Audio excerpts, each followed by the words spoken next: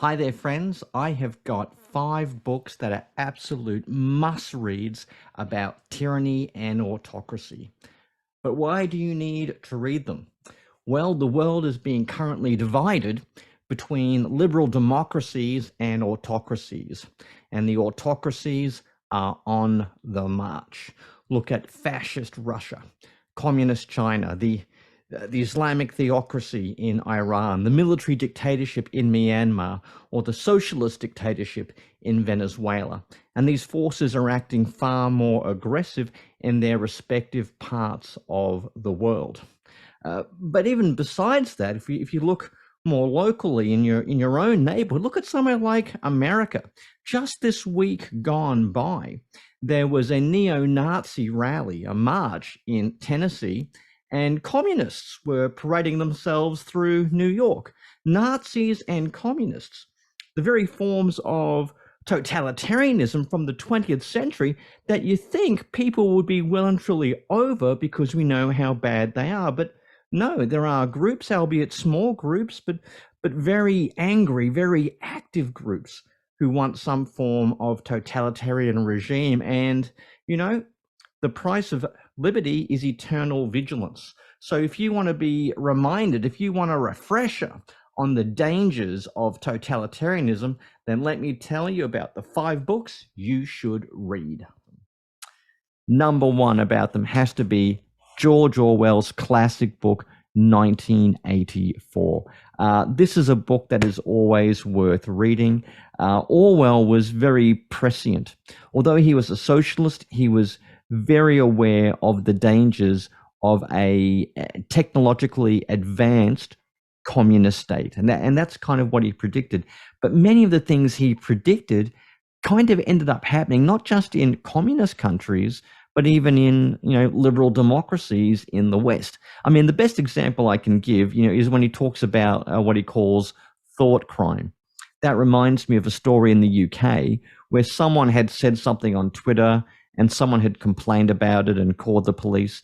And the police called this person up and said, yeah, we're just calling to check your thinking.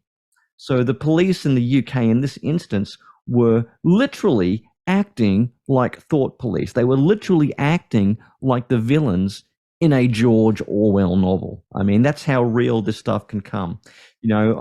All sorts of things like doublespeak, which is a mix of spin and propaganda. The Ministry of Truth that spreads lies on behalf of the government. The Ministry of Love, where political dissidents get tortured and killed. I mean, there's so many salient warnings in this book, and it's really scary how a lot of countries, autocratic and even a democracy, can end up taking on some of the traits of the villains in 1984. And, there are sometimes I wonder whether certain political parties and certain political actors, whether they read 1984, not as a salient warning about totalitarian regimes, but maybe they see it as more like a manual or a guide for how to run a government. So yeah, George Orwell's 1984, always one worth going back to. Second has to be Hannah Arendt, The Origins of Totalitarianism. Now, Arendt was a Jewish American political philosopher, spent a lot of time in Germany in the 20s and 30s. She eventually fled to France, where she was interred for a short time. She was able to escape and get it to America, and eventually she would write her theory of totalitarianism. And it's a very amazing book. And she has a theory. There's a difference between a democracy, between a tyrannical and a despotic regime, and an actual totalitarian state. Because in a totalitarian state, you really need to kick it off with an alliance between the elite and the masses. And the other thing she notes is that in a totalitarian state, what separates it from, say, just mere despotism, I mean, despotism is just someone acting, unlawfully or without due regard for the law. But in a totalitarian state, the key instrument is terror. The manufacturing of terror is what really defines the totalitarian state. And she comes up with so many memorable phrases, things like how people can be attracted to the the morbidity of evil. Evil has a morbid attraction to it. Or she even talks about the banality of evil, how the instruments of terror can become so bureaucratized, and people can go about their business, counting dead bodies the same way they might count blankets in a factory. And what's interesting too for Arendt, she was actually able to go to Israel during the trial of Adolf Eichmann, and listen to Eichmann's answers when he was put on trial and questioned in court. And she saw that as basically proof for her theories about evil and about totalitarianism. So yeah, this is a classic work. A lot of political philosophy about totalitarianism has kind of moved on, but yeah, always worth visiting. But without doubt, my favorite book on this topic is Timothy Snyder's On Tyranny, 20 Lessons from the 20th Century. Now, he looks at the example of Stalinism and the Nazis, and he looks at kind of, how they came to power, how they were able to silence their opposition, the failure of people to stand up to them at the right times. And he says, to be honest, the same thing could happen here if we're not careful. Now, he has in mind, in particular, Donald Trump and Trump's own threat to democracy. But I think it's applicable to anywhere else in the world. These 20 lessons are very important. And it's a short book. It's more like a pamphlet on steroids. The audio book only goes for about an hour and a half, but it is a terrific read. And if you've got any friends who are beginning to sound like they're a little bit too sympathetic to certain tyrants around the world, whether that's the Chinese Communist Party or Putin in Russia or anything like that, this is a great book you can give people. And for me, what I'll always remember is the last lesson, lesson 20, where he says, be courageous as you can. And here's the reason why. If none of us is prepared to die for freedom, then all of us will die under tyranny.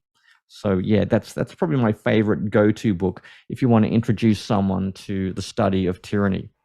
One book I've discovered recently, this is number 4. This is by Anna Funder, called Stasiland. Now, Anna Funder is an Australian lawyer, and this book provides an account based on interviews with people on what life was like in East Germany, living in a surveillance state run and operated by the Stasi, the secret police, and what that did to people.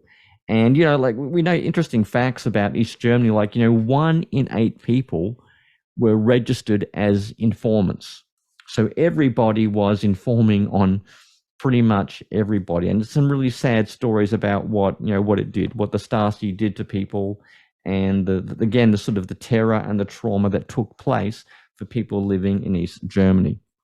Number 5, and this book has a dear place in my heart, is by Chinese pastor Wang with the help of some friends, called Faithful Disobedience. And he's writing on a church-state perspective from the vantage point of someone who is currently in prison.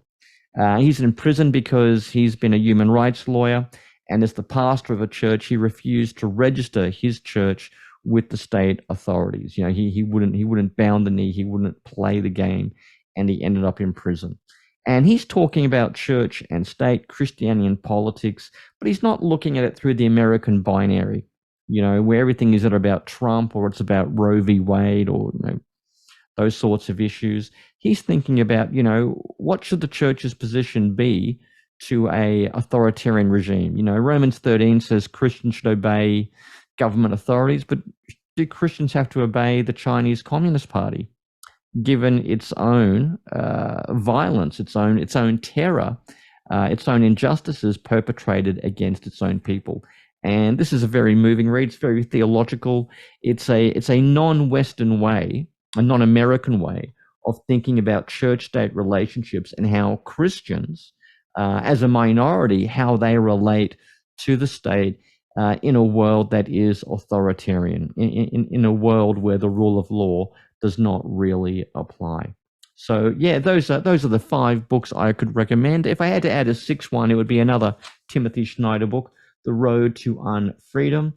Yeah, a lot of good things you can learn in that as well. I mean, I could technically add some works of fiction as well, The Hunger Games, The Handmaid's Tale. There's a number of fiction books I could add. But those are the 5 books I would recommend as things to read, as salient warnings about the dangers of autocracy and totalitarianism. And given the geopolitical state of affairs in the world today, I think those are definitely books we need to either read or to reacquaint ourselves with.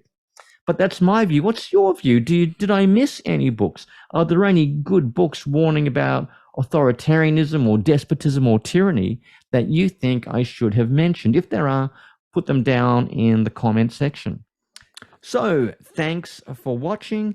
On this channel, I do a number of things, mainly about early Christian history, but I also do a little bit of political theology, talking about church-state relationships, a little bit about the intersection of religion and geopolitics. But yeah, thanks for watching, and I hope to see you around for the next episode on the channel.